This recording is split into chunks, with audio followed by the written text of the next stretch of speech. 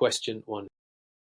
The relationship between differential pressure and air containment is crucial in a biosafety lab where pathogen control is a top priority. Mr. Ramirez is tasked with balancing the HVAC system in an Air3 laboratory suite. The exhaust fan maintains negative pressure, but after replacing the pre-filters and HEPA filters, pressure sensors show a slight positive pressure in the containment area relative to the hallway. What action should Mr. Ramirez take to restore appropriate conditions? A. Increase the airflow on the supply side to reduce resistance. B. Close the outside air damper to reduce positive pressure buildup. C. Rebalance the exhaust and supply system to maintain directional airflow. D. Install a secondary HEPA filter to compensate for pressure loss. Answer. Correct answer. C. Explanation. In containment laboratories, maintaining negative pressure relative to adjacent spaces ensures airborne hazards don't escape. ASHRAE Standard 117 EAL lines require pressure differentials between zones. After filter replacement, pressure imbalance must be corrected by adjusting exhaust supply fans, not by modifying filtration or outside air dampers. Balancing restores containment integrity. Question 2. With respect to thermal transfer, which method plays the most dominant role in heat loss through poorly insulated ductwork in a laboratory's rooftop HVAC system during winter? A. Convection. B. Radiation. C. Induction. D. Conduction. Answer.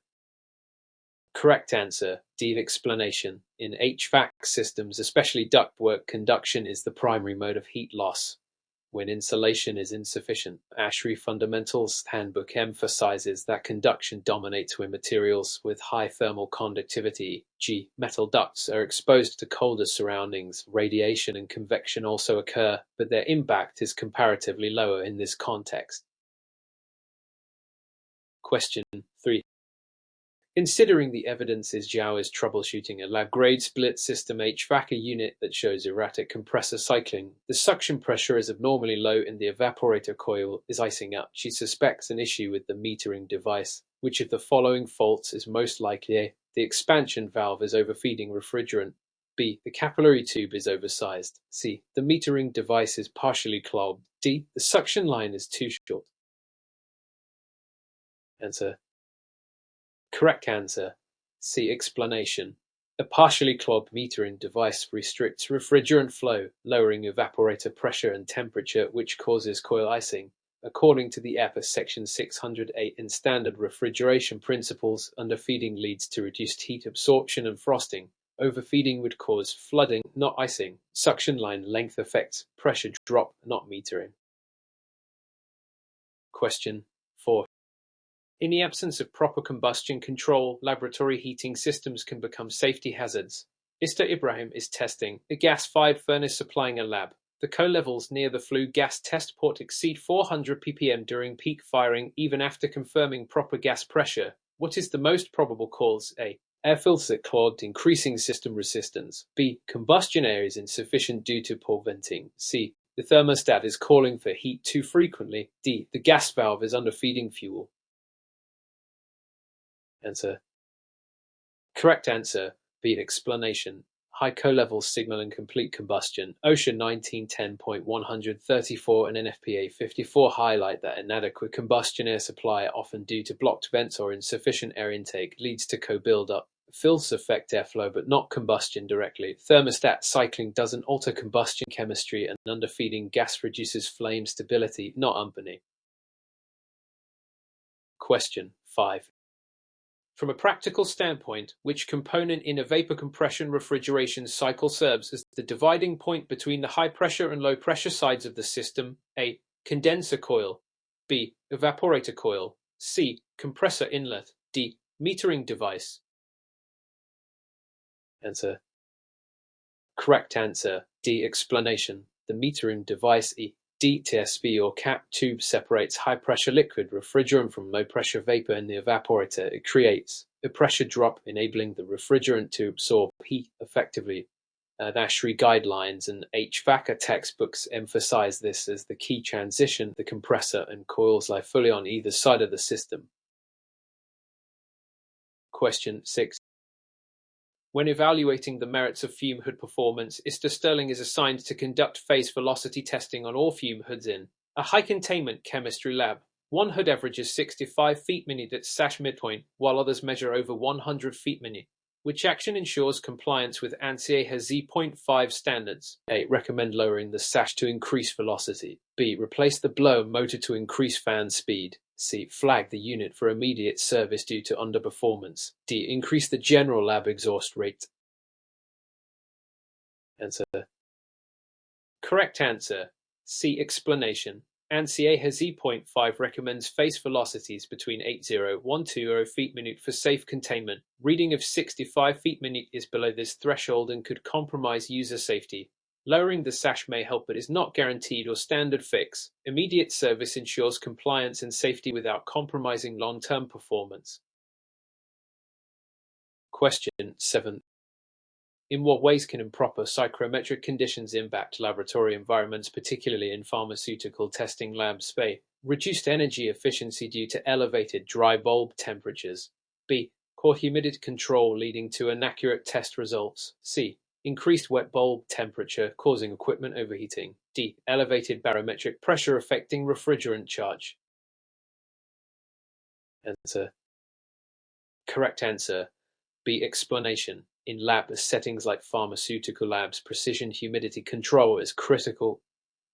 ASHRAE 62.1 and US guidelines stress that relative humidity fluctuations affect material stability and test integrity. Wet bulb temperature and barometric pressure matter, but humidity is most impactful. Poor control can render test results invalid, particularly in stability chambers.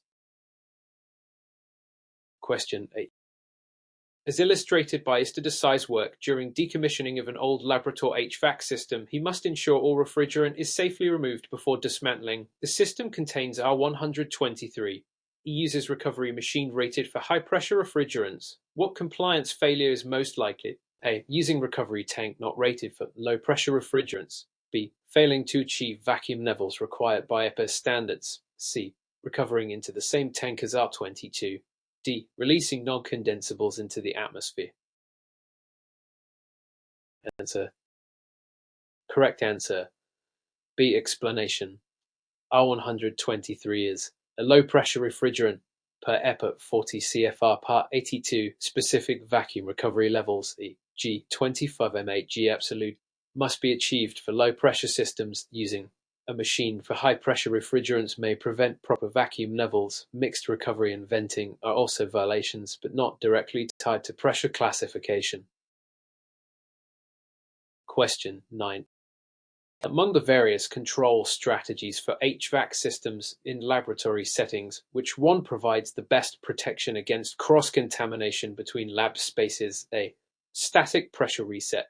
B. Variable air volume valve with directional airflow control. C. Night setback mode. D. Supply-only ventilation. Answer. Correct answer. B. Explanation. Valve systems that incorporate directional airflow and pressure zoning are essential for preventing cross-contamination. ASHRAE Standard 170 and EDAL emphasize pressure cascades and directional control to isolate contaminants. Static pressure reset is for energy savings. Night setback may reduce airflow. Supply-only ventilation lacks exhaust control. Question 10. Examining the consequences of poor calibration, Is Valdez notices erratic humidity readings from the BMS ear tissue culture room. This leads to several alarms and reported temperature swings, but manual sensors show no such deviations. What is the most appropriate next step? A. Replace the HVAC controller. B. Recalibrate the humidity and temperature sensors. C. Adjust the room set point to wider tolerance range. D. Reduce system runtime to avoid fluctuations. Answer. Correct answer. B. Explanation. Inaccurate sensor data compromises system operation and occupant safety. Calibration ensures the control system acts on correct inputs. According to ASHRAE and NIST, routine sensor calibration is vital in critical environments. Replacing controllers or altering set points does not address the root cause. Sensor drift. Question 11. Taking into account the use of corrosive chemicals in A research lab Eastern Yuan is reviewing a ventilation system designed for a wet chemistry laboratory. The exhaust ductwork material must be compatible with potential acid vapors. Which material should be specified to meet both safety and longevity standards? A. Galvanized steel. B. Aluminum. C. PVC-coated stainless steel. D. Bare copper. Answer. Correct answer. C. Explanation: PVC-coated stainless steel is ideal for handling corrosive fumes. ASHRAE and SMACNA guidelines advise corrosion-resistant materials in fume hood exhausts. Galvanized steel corrodes with acid exposure, aluminum reacts chemically, and copper is expensive and not suitable for many corrosive vapors. Coated stainless balances strength and chemical resistance. Question 12. The effectiveness of a HEPA filtration system in a microbiology lab is being evaluated. HAPA notes that airflow is balanced and the filter is seated correctly, yet biological contaminants are detected downstream. What is the most likely issue? A. Filter installed after the fan. B. Improper duct insulation. C. Filter frame leakage. D. High static pressure. Answer. Correct answer. C. Explanation. Even with proper filter media, HEPA filters can leak at the frame if not sealed or installed correctly. ASHRAE 52.2 and ISO 14644 stress integrity testing for filters in critical environments. Frame leaks allow bypass air to carry contaminants. Post-fan installation is common. Insulation and pressure are less relevant here. Question 13. A growing trend in lab automation has increased demand on HVAC controls. Ferguson is integrating building management system (BMS) sensors with remote monitoring. However, fluctuations are noted between sensor readings and field measurements. What is the most probable cause? A. Network congestion delaying feedback loops. B. Miscalibrated field transducers. C. Improper backnet addressing. D. Sensor drift due to aging. Answer. Correct answer. D. Explanation. Sensor drift.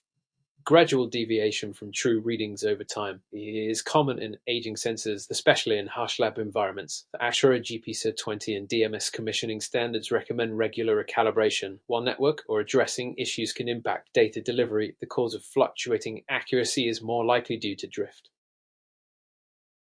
Question 14. Under the assumption that HVAC equipment is operating in a Class 100 cleanroom, what should a technician verify during routine airflow validation? A. Room relative humidity is above 70%. B. Airflow is unidirectional with minimal turbulence. C. Noise levels are under 50 dBA. D. Return air grills are sealed to prevent loss. Answer. Correct answer. B. Explanation. ISO 14644 and ASHRAE 170 specify that Class 100 ISO 5 cleanrooms require unidirectional laminar airflow to prevent particulate buildup. Turbulence disrupts clean zones. Humidity and noise are important for comfort but not directly tied to cleanliness. Return grills aren't sealed but strategically located to maintain airflow paths. Question 15.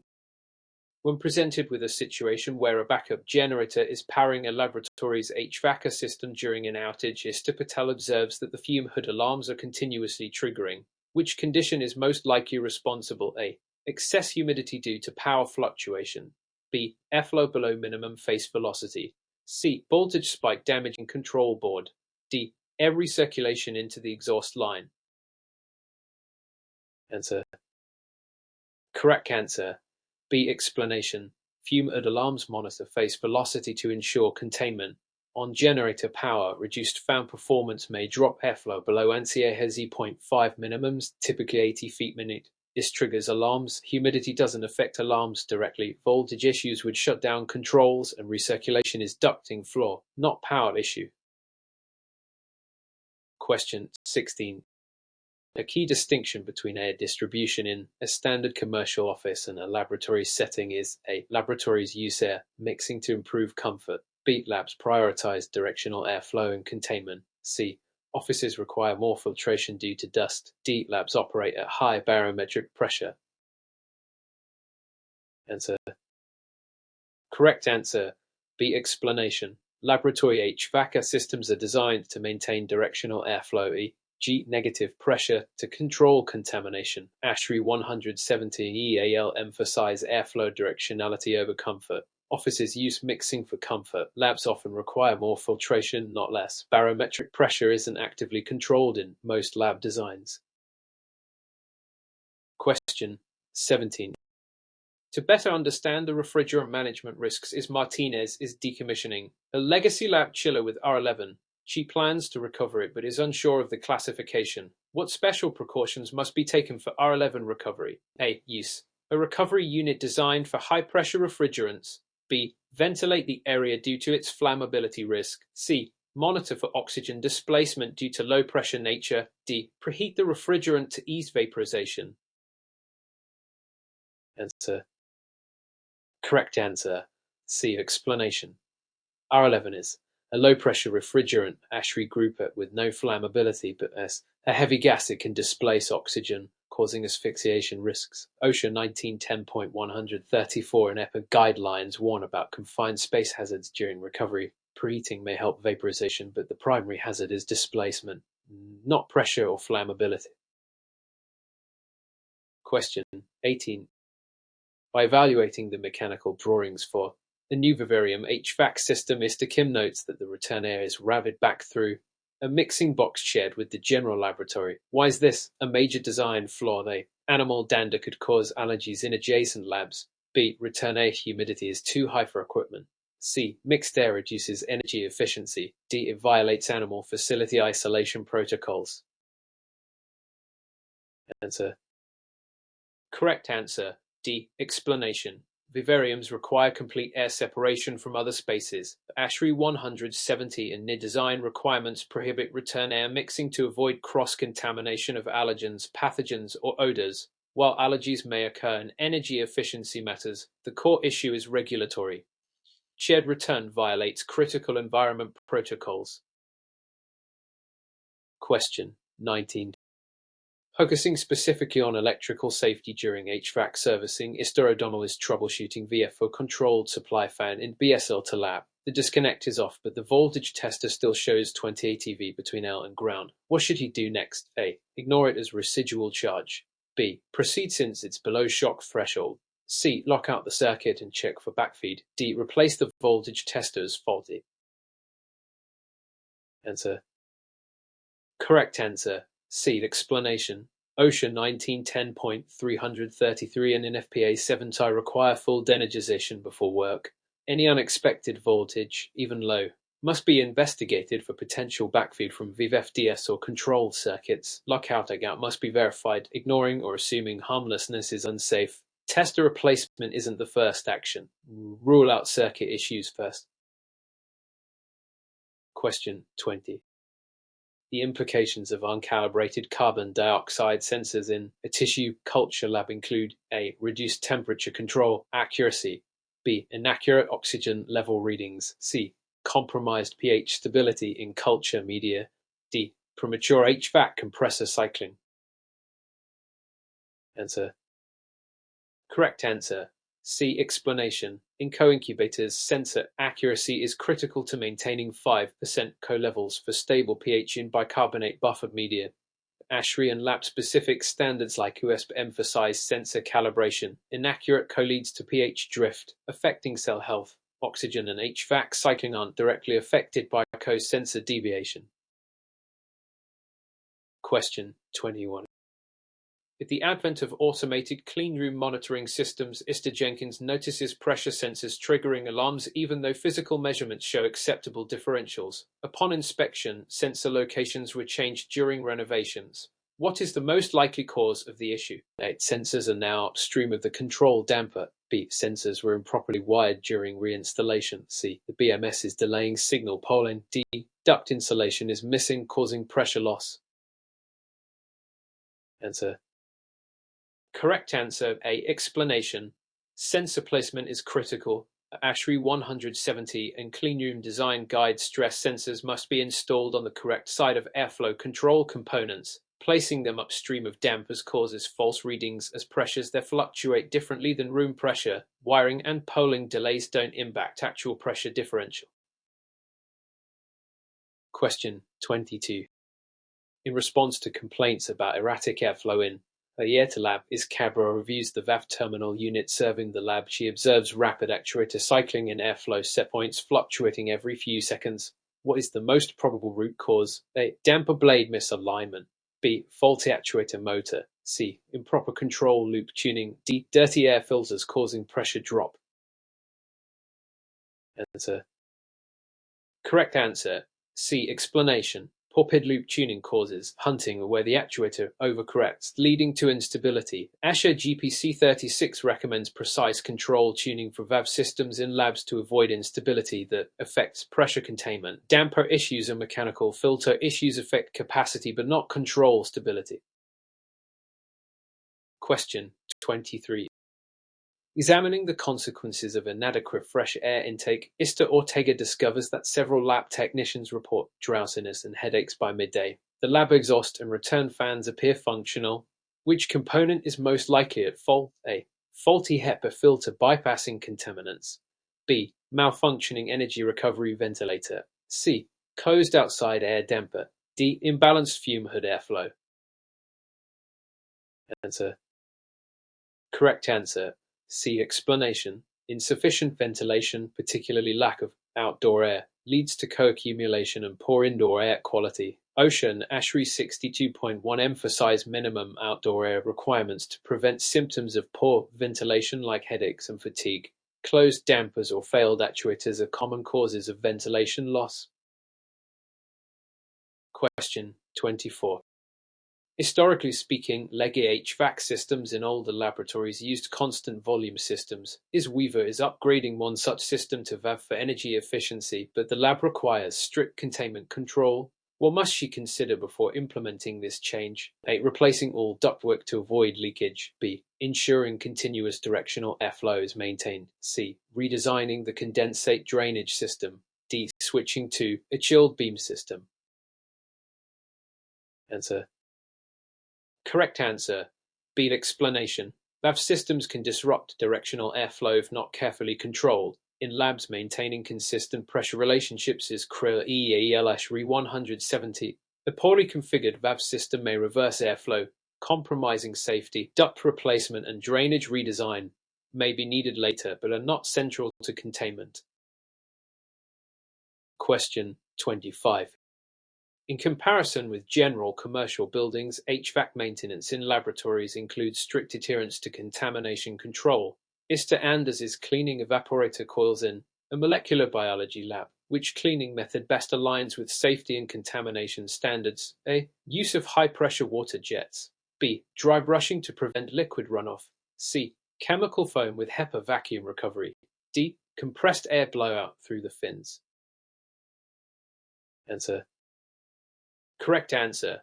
C. Explanation. Wet cleaning using non-corrosive chemical foam and recovery via HEPA-filtered vacuum ensures proper cleaning without contaminant dispersal. ASHRAE and ISO 14644 standards for clean areas discourage dry or pressurized methods that can aerosolize particles. Water jets and air blowout spread contaminants. Question 26.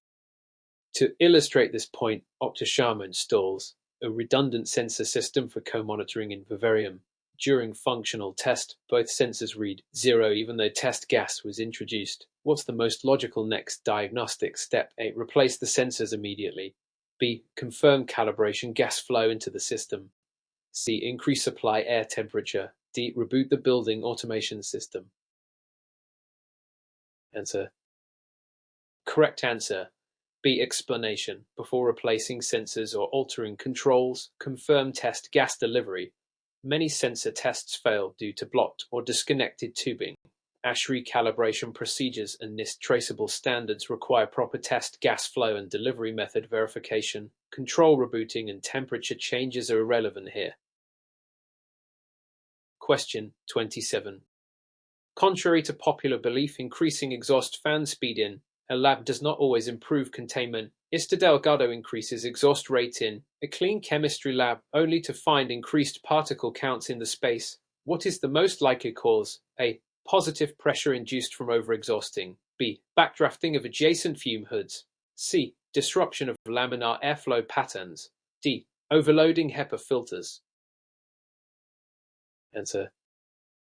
Correct answer. C. Explanation. Excessive exhaust alters airflow balance and can disrupt laminar unidirectional flow patterns that keep particles away from critical zones. The ASHRAE 170 and cleanroom guidelines emphasize balance, not just quantity of airflow.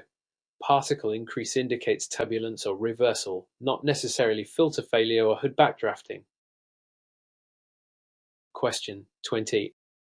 While examining pressure relationships in a pharmaceutical compounding room, Mr. Allen notes that both anteroom and cleanroom pressures are nearly equal. The corridor is negatively pressurized relative to both. What compliance risk does this pose? A. Corridor air may infiltrate clean spaces. B. Differential pressure causes filter collapse. C. Room temperatures will rise due to overcooling. D. Static pressure will damage duct insulation. Answer. Correct answer A. Explanation. Positive pressure in cleanrooms prevents infiltration of unfiltered corridor air. If pressure differentials are too small or misaligned, contaminants may enter critical spaces.